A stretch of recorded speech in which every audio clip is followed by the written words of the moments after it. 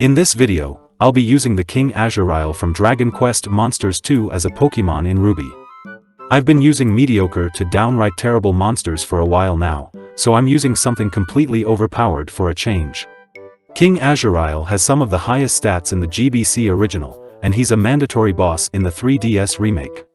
Since he has all S-tier stats, I had to heavily nerf some of them, namely HP, defense, and special attack, when converting his growth tables to base stats. Otherwise, his total will be in the high 800s, which is absolutely ludicrous. So, he will have 135 HP, 132 attack, special defense and speed, and 108 defense and special attack after the nerf. These still make a total of 747, which is almost as high as Ultra Necrozma, albeit not as broken. Due to the way growth tables work in the GBC games, higher index numbers aren't always better. 12, 18, and everything above 23 are the best, and King Azurile only has 12, 24, and 27. His moves are based on his default Boomboxer skill set in the remake, as well as some of his passive traits like Wave of Relief. Bang skills don't correspond to any single type in Pokémon, so I've simply given him all the Bomb and Blast moves, of which there aren't too many in Gen 3. Why Dynamic Punch? Well, his skill set is literally called Boomboxer in English. It was originally called Yellow Fighter in Japanese, but whatever. It's actually a really bad skill set that doesn't even take advantage of his traits, but any monster can learn any skills through books and breeding. All standard solo run rules apply. I will set up a King Azurile with a neutral nature, perfect IVs, and pre-applied EVs. Natures are pointless when I can edit the base stats directly, and maxing both attacks is the only way to go, on something already so broken. He's based on a hippogriff, so the flying type is a given. His other type will be electric, because he gets both Zap Meister and Zap Break in the remake, which function somewhat like Stab in Pokémon. None of his other traits have an equivalent ability in this gen, so I've given him Vital Spirit to prevent sleep and disable the move Rest. As a result, he will have zero means of recovery, which slightly balances his massive bulk. But let's face it, with stats like those, who needs recovery in the first place? I put him in the 1.25 million experience group, like all the legendary Pokémon. He should easily be able to beat the game at around level 50 anyway. Roxanne's Gym could be a threat, since I'm weak to rock and only have normal moves, but Sonic Boom does a fixed 20 damage and ignores resistances. It doesn't bypass Ghost's immunity though.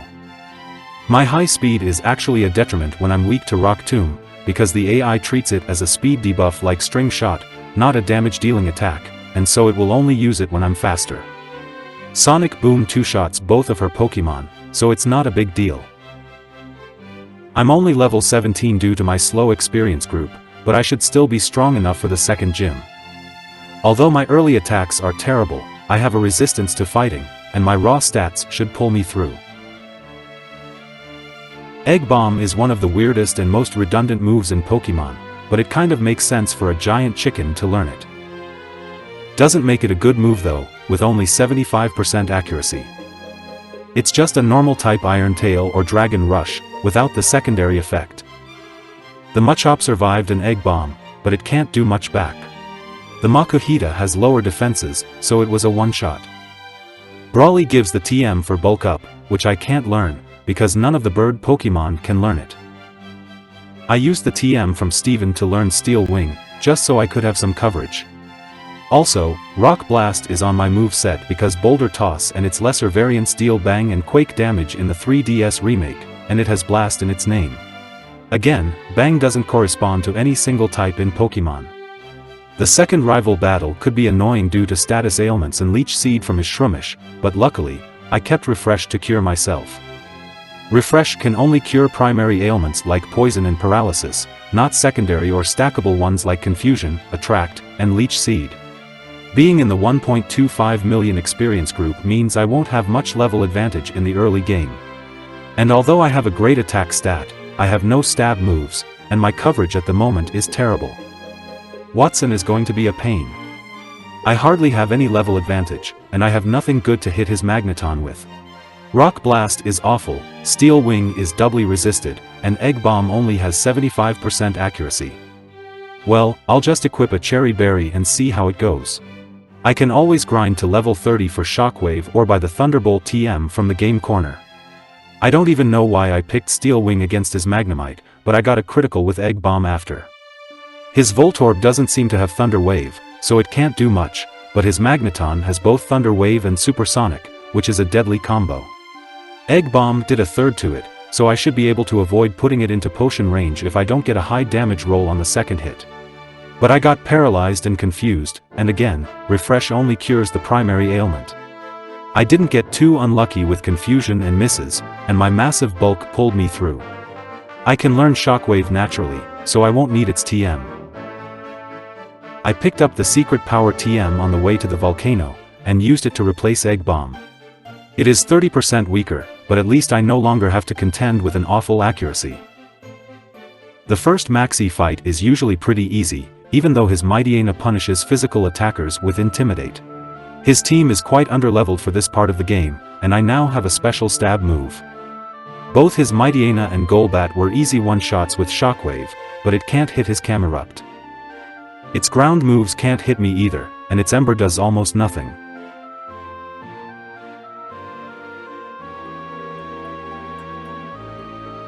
Flannery is just a free win.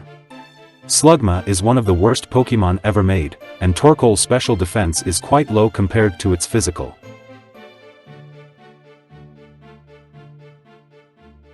Secret Power easily one-shots both of her Slugmas, and it doesn't make contact, so it won't trigger Flame Body. Her Torkoal can obviously survive a hit from Shockwave, but I have more than enough HP and special defense to take whatever it throws at me. She gives the Overheat TM, but I can't learn it. Its special attack penalty makes it terrible for solo runs anyway. I skipped most trainers in Norman's gym, since I won't need any grinding with base stats like these. His Slackings have huge HP and attack, but their special defense is only base 65, and they lose every other turn to Truant. Shockwave didn't even do half to his first Slacking. Well, my special attack isn't that good after the force nerf, and Shockwave only has 60 base power. But on the other hand, an unboosted Facade couldn't even do 30 damage to me. Not sure if the crit on his Vigoroth mattered. It probably did.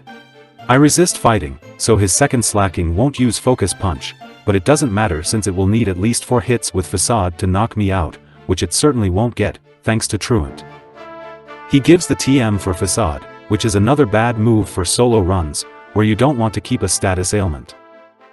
After beating Norman, you can get a free Thunderbolt TM from Watson by going to the power plant and stopping the generator. This is also the location of the Thunder Stone. I won't learn it straight away, since I still have quite a few level up moves left. I've now learned one of the worst moves in the game, Dynamic Punch. I know it doesn't make much sense on a bird, but even slimes can learn all kinds of slash skills in Dragon Quest, and it's only there for flavor anyway. The rival at this point is just a joke. His levels are lower than some of the wild encounters in the area, and he doesn't even have a single fully evolved Pokémon. Here's a rare sight of Dynamic Punch missing 5 times in a row on his Marshtomp. It has the same odds as it hitting 5 times in a row, which is only 3.125%. It could have Bright Powder equipped, but I doubt it. I use the TM to learn Thunderbolt, since I can just replace Secret Power or Dynamic Punch if I need a move slot for something else. Of course, Winona's Flying Gym will be a piece of cake. Thunderbolt will obviously one-shot her Swellow, Pelipper, and Skarmory. Her Altaria can survive a hit since it's part dragon with great special defense, but chances are it will just use Dragon Dance on its first turn. She gives the TM for Aerial Ace, which is going to be my only flying move until Aeroblast. There's also Fly, but it's terrible in this gen, with only 70 power. Here's the last rival battle in these games, and he still doesn't have a fully evolved starter.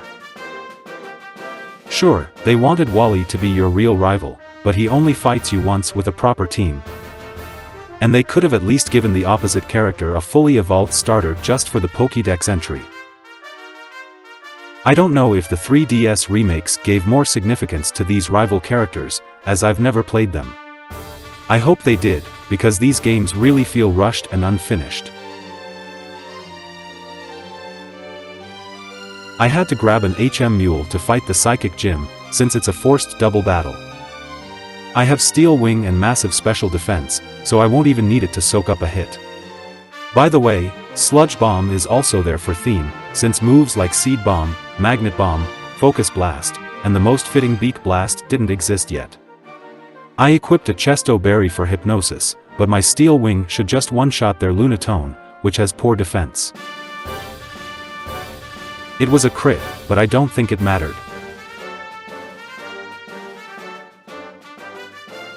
Thunderbolt one-shots the Solrock, which has poor special defense instead.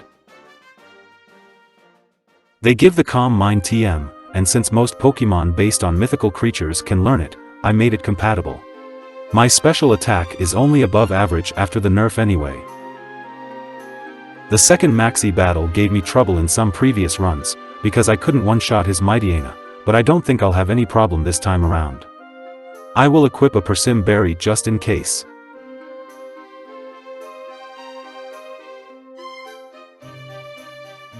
His Mightyena was a one-shot with Thunderbolt, and I'm faster than his Crobat, so this won't be a problem. His Camerupt can't hit me with its ground moves, and even a critical from a full power eruption won't come close to knocking me out.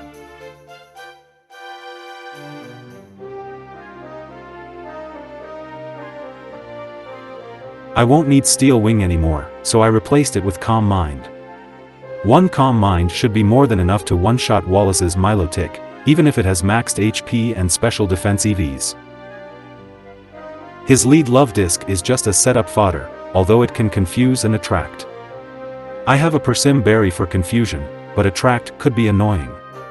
Thankfully, it only lasts until its user leaves the field. I could have just used a female monster to bypass attract on his Love Disc and Phoebe's Sableye, like I normally did, but I think King Azurile is 100% male by default. King Slime and Metal King can be female though, at least in the original GBC games. Anyway, Wallace was an easy sweep, as you'd expect. I did crit on his Whiscash, but it wouldn't have been able to do anything anyway. Water Pulse has long outlived its usefulness by now. There's no Mega Launcher ability in Gen 3, and you already have Surf. The Wally battle at the end of Victory Road can be luck-based in a solo run, as all of his Pokémon can inflict ailments. His lead Altaria can paralyze with Dragon Breath, but it will most likely open with Dragon Dance or Safeguard, making it a setup fodder. I got a King's Rock from pickup. Although it's a fitting item for the King Azurile, I don't think any of my current moves can actually trigger its 10% chance to stun. It's very unclear which moves can and cannot, but I think only moves that make contact and some projectile-based moves can trigger it, except moves that can already stun, like Bite and Headbutt. I also don't know if it benefits from Serene Grace. Here are my stats and moves for the league. My stat total is on the level of Ultra Necrozma, but not nearly as offensively distributed, and I certainly don't have his overpowered Neuro Force ability. I wish Beak Blast existed in Gen 3, as it would be the perfect move for King Azurile that suits both his appearance and skill set. But Aeroblast has the same 100 power and also makes sense, and it's still physical in this gen. I equipped a Persim Berry for Sydney, although everything on his team should be a one-shot. His grass types have no defense, so Sludge Bomb or Aeroblast should be enough even after Intimidate. I should have just used Sludge Bomb against his Shiftry, but I forgot that Aeroblast doesn't have 100% accuracy. Well, it's Lugia's exclusive move by default, and I don't think I've ever used it beyond Gen 2. Phoebe's first Dusclops is always the biggest threat in a solo run, due to its curse. I don't have Taunt or anything that can put it to sleep, which means I'll have to one-shot it without setup. I know for a fact that it doesn't have special defense EVs, but my special attack isn't that good, so I'll just gamble with Thunder and hope that it hits and one-shots.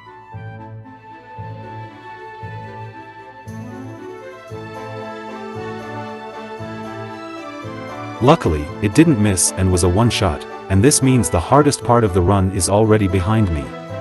I can just set up Calm Mind on whatever she sends out next, knowing it won't be able to take me out, and then proceed to sweep the rest of her team.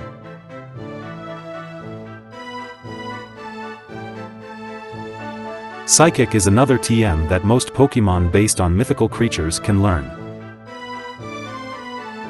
I won't need Thunder anymore, so I might as well learn it for some neutral coverage. It will be handy for Drake's Flygons, which are immune to Electric. Glacia has by far the worst team in the league, due to the tiny number of ice types in this region. Apart from Castform and Regice, there are only 2 lines of ice types. Her lead Glalie likes to set up Hail and Light Screen first, which allows me to set up Calm Mind. I do have an ice weakness, but I have massive bulk, and Calm Mind also boosts special defense. My Aspear Berry will cure any freeze that might happen. All her seals are part water type, so Light Screen won't help them survive.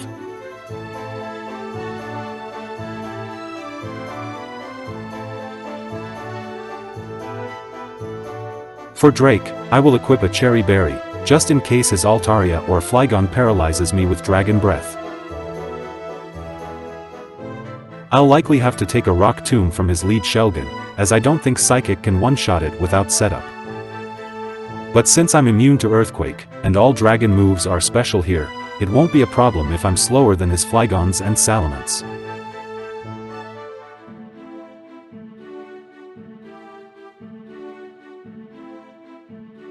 He sent out a Flygon next, and Psychic with 1 boost wasn't enough to one-shot, but its Dragon Breath did almost nothing, and I could just use another Calm Mind. I was still faster than his Altaria, so it couldn't do anything. Aeroblast wasn't a one-shot on Flygon either, but at least it burned one of his potions.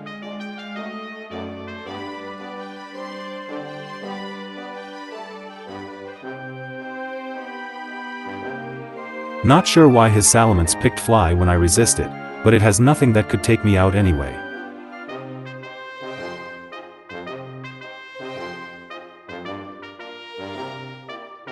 Steven should be easy, since I can just equip a Pecha Berry and set up on his Skarmory until it lands Toxic.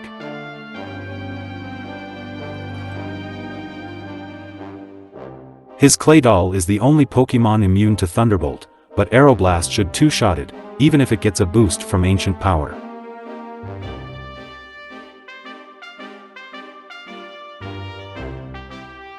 Well, his Skarmory chose to attack me instead of opening with Toxic, so this is already GG.